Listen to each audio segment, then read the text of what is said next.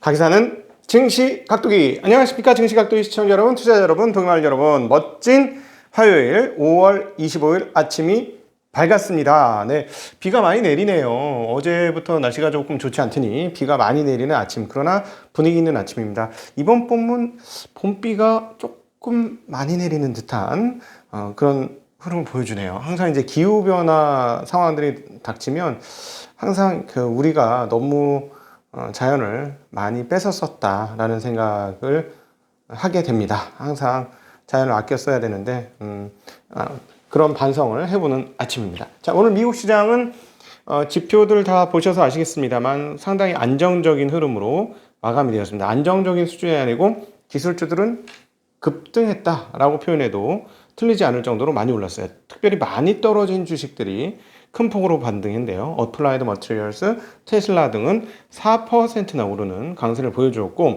그 다음에 약간 그런 난리 없었던 그 가상화폐 시장도 조금 안정되는 모습을 보여주면서 반등에 성공한 모습 보여주고 있습니다. 어찌되었거나 이 가상화폐 시장이 만약에 폭락을 하게 될 경우 주식시장 입장에서는 좋을 거는 하나도 없다. 어쨌든 일종의 유동성이 말라가는 거니까 결코 좋은 뉴스는 아니다라고 보여집니다. 근데 가격 변동이 너무 커서 참여하시는 분들이 정말 정상적으로 생활이 가능한지 모르겠어요. 이렇게 가격 변동이 커서. S&P 500은 0.99%가 상승하면서 4,197을 기록을 했고요. 다우는 0.54%가 상승한 34,393. 나스닥 종합지수는 1.41% 상당히 큰 폭의 반등을 하면서 13,661을 기록하면서 마감이 되었습니다. 가장 눈에 띄는 부분은 달러 지수가 떨어지면서 90 미만으로 떨어졌다라는 부분이 되겠죠. 89점, 지금 84 달러 지수가 기록을 하고 있는데 올 들어 가장 약한 수준의 가격을 기록 중에 있습니다. 오늘 이 부분들이 상당히 중요한 대목인데요. 이 부분과 관련된 이야기들을 드리도록 하겠습니다. 자, 오늘 가장 눈에 띄는 부분은 채권 시장의 안정과 달러의 약세예요. 채권 시장 안정이라는 건 금리가 어떻게 됐다? 내려갔다. 금리가 내려가면 채권 가격은 올라갔다라는 건데요. 왜 이렇게 되었을까요? 오늘 그걸 알아보는 게 중요한 포인트인데요.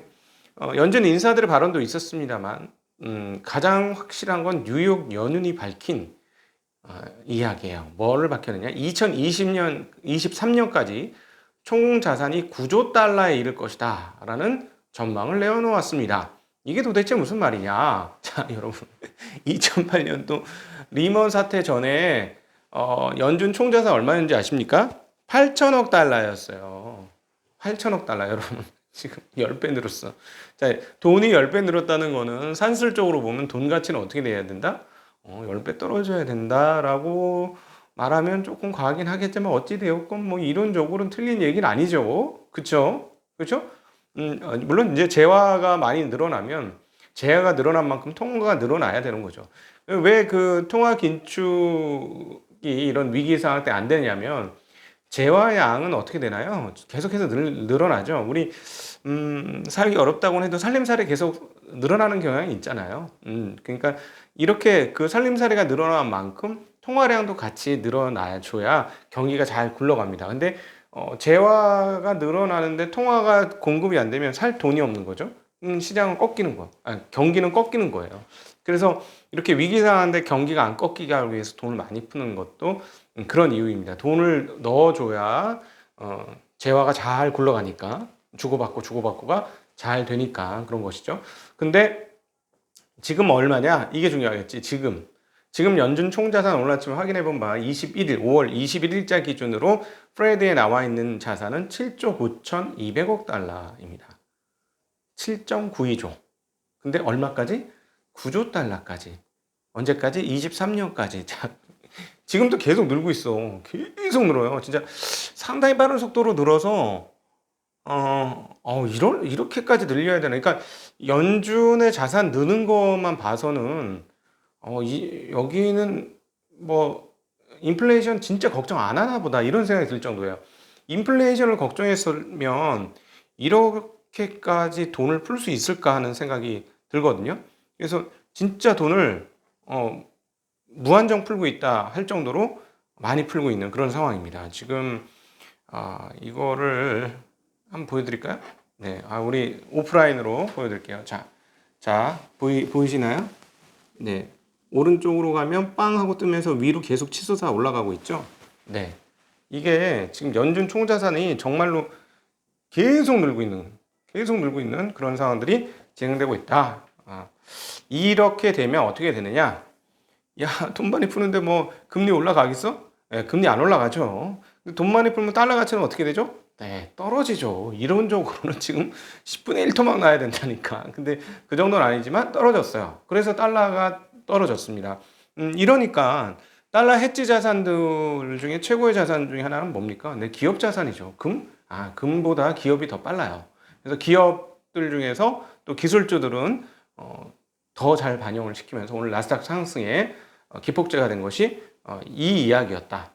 돈을 많이 풀겠다니까 금융시장은 바로바로 반응을 하는 것이죠. 어찌되었건 지금부터 주식시장, 미국 주식시장에서 가장 중요한 포인트 중에 하나는 계속 최근에 말씀드렸습니다만 달러 약세 기조가 어떻게 될 것이냐.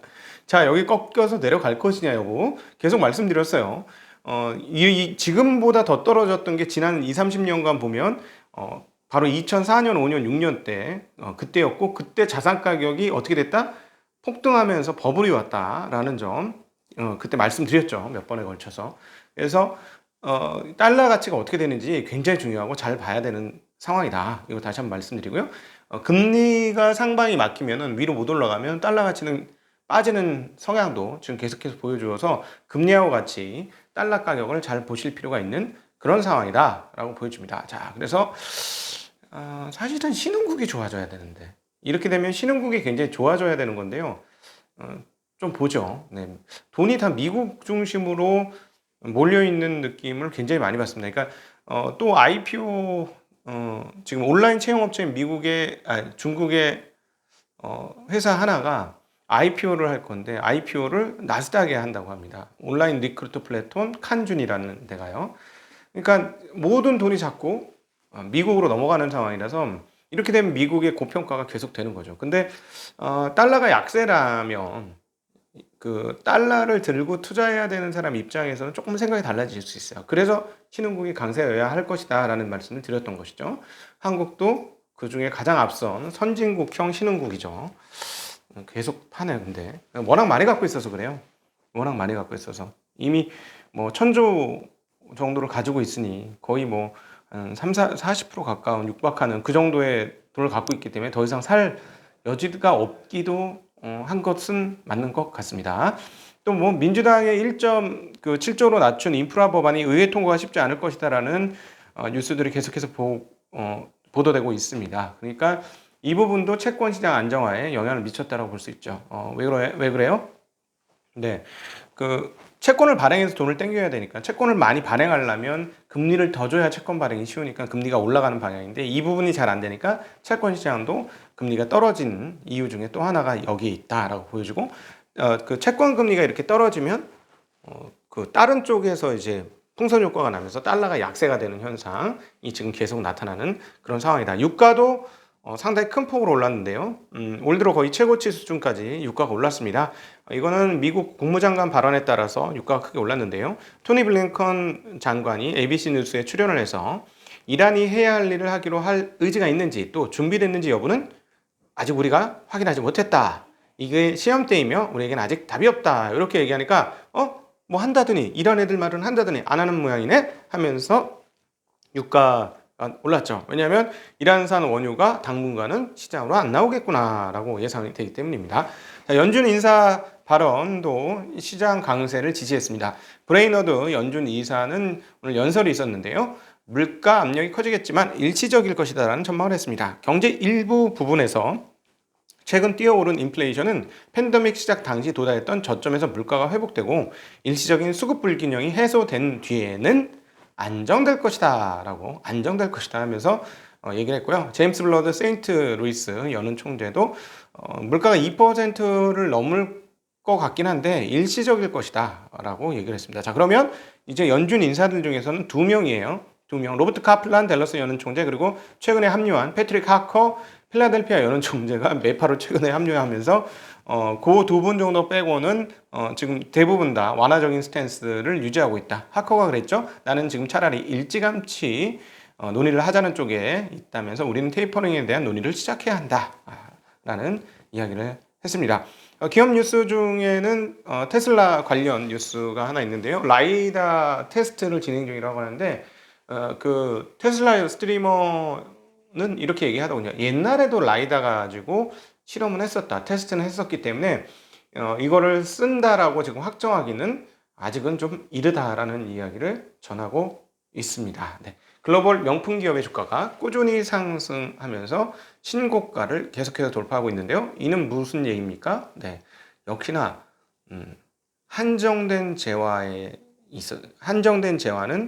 일종의 자산으로 여겨지면서 가격이 계속 오른다는 거예요. 자, 그러면 지금 글로벌 명품 기업들을 보면서 확인할 수 있는 바는 지금의 통화 증발과 통화의 공급이 계속되는 한 자산 시장은 빠질 이유는 별로 보이지 않는 것 같다라고 정리하는 것도 무리가 아닌 그런 상황이다라고 말씀드릴 수가 있겠습니다. 자, 연준이 총자산을 늘리겠다고 하면 가장 시장이 편안해하죠. 오늘은 그런 날이었고, 자, 신흥국 시장까지 이것이 이어질지, 그래서 한국의 외국인 투자자들이 들어오게 될지 여부도 앞으로 오늘과 그 앞으로 남은 기간 동안에 확인해야 될 대목이고요. 자, 28일까지는 별일 없을 것으로 보여집니다. 왜? 28일 날 중요한 지표가 하나가 발표됩니다. 개인 소비 지출 PCE 가격 지수가 나오게 되는데요.